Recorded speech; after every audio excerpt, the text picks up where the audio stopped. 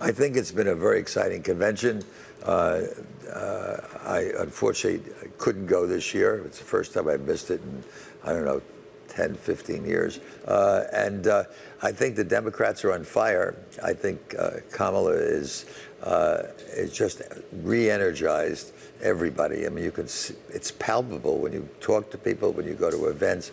There's just a whole different energy. And I was a very early Biden supporter. Mm-hmm. I think the world of him. But Kamala has just lit the whole party on fire, and together with Waltz, I mean, this is one vice president who you're going to hear a lot from. He is not going to be sitting in the corner. It always helps when you talk only about spending money and don't say anything about paying for it, right? But I have read that the Harris-Waltz ticket would go forward with Biden's plans to raise the corporate tax to 28%. They want to raise capital gains tax to 44%, and then even tax unrealized gains at 25% for those with over 100 million in assets.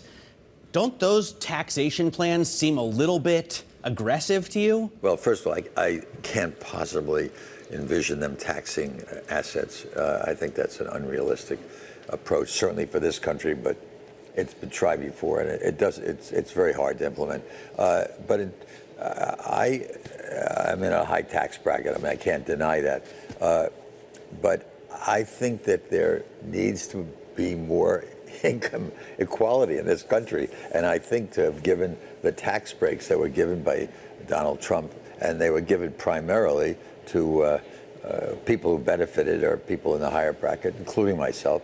I don't think it's unrealistic to talk about increasing rates. And the rates they're going to go up are not, as it's been made very clear, it's not for the middle class. In fact, just the opposite. It's going to be in the higher income levels. And I don't think that's unrealistic. And I think there are a lot of programs that have to be undertaken that this new administration will do. I think it's going to be a very exciting 4 years, honestly.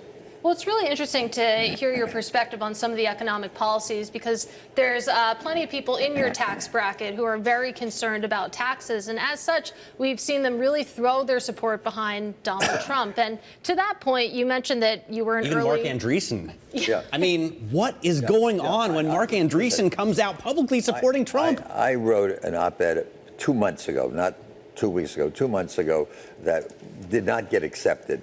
And everything I said in there is exactly what's being said every day.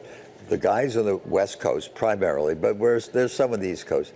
It's selfishness. It's not thinking about the country. It's thinking about their own pocketbook.